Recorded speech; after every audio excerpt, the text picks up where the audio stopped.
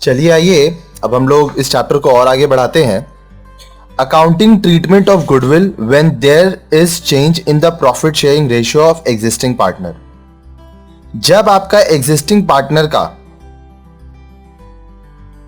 Profit sharing ratio change होता है तो उस समय गुडविल का हम लोग क्या अकाउंटिंग ट्रीटमेंट करते हैं, आइए अब हम लोग कुछ सम्स उससे रिलेटेड करेंगे। पहले थोड़ा थ्योरी पढ़िए, कॉन्सेप्ट क्लियर कीजिए अपना। A change in profit sharing ratio basically implies that one partner is purchasing from another partner a share of profit previously belonging to the latter। देखिए चेंजिंग प्रॉफिट रेशियो में क्या होगा। मान लीजिए दो पार्टनर है X/Y, 50-50 रुपया करके ये लोग पहले बांटते थे। न्यू रेशियो में 60:40 हो गया। तो यहां पे क्या हुआ, एक पार्टनर जो 50 था अब 60 हुआ, इसका 10 गेन हुआ, और जो Y जो 50 से अब 40 हुआ, इसका 10 लॉस हुआ, जिसको सैक्रिफाइस कहते हैं। तो ये जो एक पार्टनर दूसरे पार्टनर से क्या किया, परचेज किया। Purchase, one partner is purchasing from another partner. यहां पे क्या, कुछ शेयर वो ले रहा है। The purchasing or gaining partner must compensate the sacrificing partner by paying the proportionate amount of goodwill। तो देखिए जो एक्स्ट्रा अमाउंट आपको अब मिलेगा उसके प्रपोर्शन पे जो गुडविल का अमाउंट होगा वो कॉम्पनसेट करना पड़ेगा।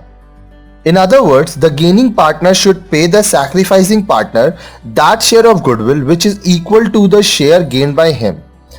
इसको आप ऐसे भी समझ सकते हैं कि जो आपका टोटल गुडविल है उस पे आप निकालोगे वो प्रतिशत, वो परसेंटेज जो आप गेन कर रहे हो, और जो सैक्रिफाइस कर रहा है उसको आपको देना पड़ेगा एज अ कॉम्पेंसेशन।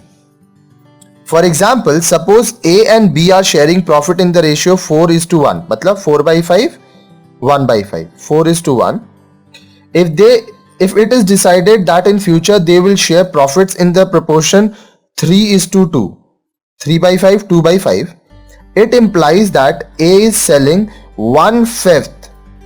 देखिए old ratio minus new ratio, 4/5 minus 3/5 of his share to B। If the profit of the firm are rupees 1 lakh per annum, A will lose 20,000 and B will gain 20,000 annually, क्योंकि A का 1/5 sacrifice है, इसका 1/5 तो हो गया 20,000। तो ये जो A का लॉस है ये B का गेन होगा। This must be compensated by B by paying to A an amount equal to 1/5 of total present value of goodwill of the firm। तो ये जो B का गेन हो रहा है, ये गेन कौन किसके वजह से हो रहा है, A का। तो B को A को कॉम्पनसेट करना पड़ेगा ये amount. If the goodwill is valued at 5 lakh, ठीक है, B must pay A 1/5 of 5 lakh, that is 1 lakh. देखिए 5 लाख का 1/5 हुआ 1 लाख, तो ये 1 लाख किसको मिलने वाला है, B को, ठीक है। ये B का गेन है, सैक्रिफाइस किसका हो रहा है, A का। तो B को ये अमाउंट A को कॉम्पनसेट करना पड़ेगा, मतलब देना पड़ेगा। Such an adjustment is made by passing an adjustment entry wherein B's capital account will be debited and A's capital account will be credited by ₹1 lakh. तो इस केस में क्या होगा, आप अगर पहले का वीडियोस देखे हैं, गेन जो करता है वो डेबिट होता है। यहाँ गेन B कर रहा है तो B डेबिट हो रहा है, सैक्रिफाइस A कर रहा है इसीलिए वो क्रेडिट हो रहा है। तो चलिए आइए अब हमसे इससे रिलेटेड सम्स करते हैं। Illustration 21, M and N were partners in a firm sharing profits in the ratio 3:2. With effect from 31st March 2014, they agreed to share profits equally. For this purpose, the goodwill of the firm was valued at ₹3 lakhs. Pass necessary adjustment entry. Workings कीजिए।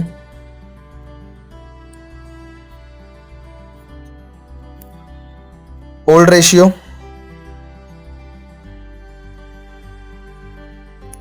3:2, मतलब 3/5:2/5। New ratio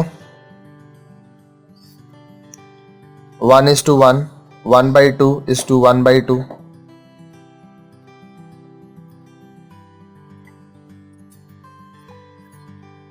फिर हम लोग निकालेंगे sacrifice और gain. M old ratio 3/5 minus new ratio 1/2।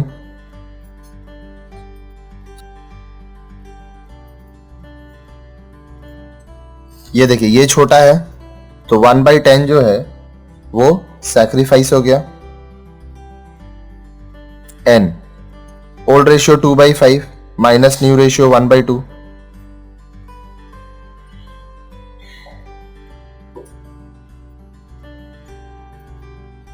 ये बड़ा है लास्ट वाला 1/10, ये गेन हो गया। 3 लाख का 1/10 रुपीज 30,000। ठीक है, अब ये जो 30,000 सैक्रिफाइस जो करता है वो क्रेडिट होता है, गेन जो करता है वो डेबिट होता है। N account debit to M account हो जाएगा। ठीक है, उसके लिए हम लोग को एक जर्नल का फॉर्मेट बनाना पड़ेगा। तो एक पेपर लेते हैं और चलिए हम लोग जर्नल का फॉर्मेट बनाएंगे।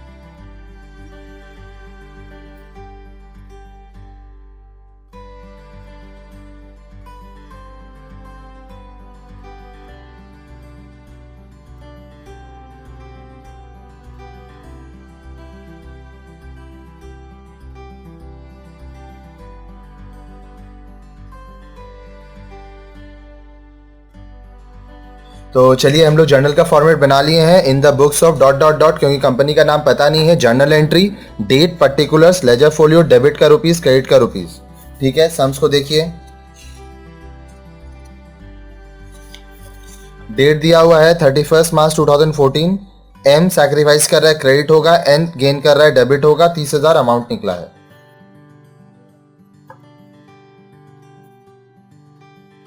(2014) March 31st. N's capital account debited to M's capital account.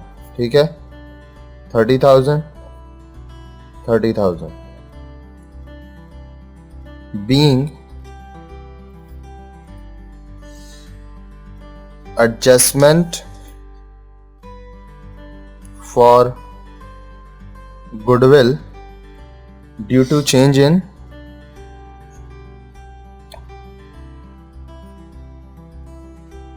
profit sharing ratio.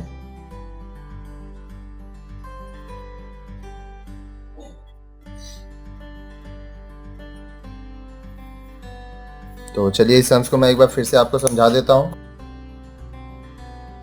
Old ratio 3:2 था, न्यू रेशियो इक्वली है 1:1। Old ratio 3:2, 3/5, 2/5, new ratio 1:1, 1/2, 1/2। Sacrifice या गेन निकालना है।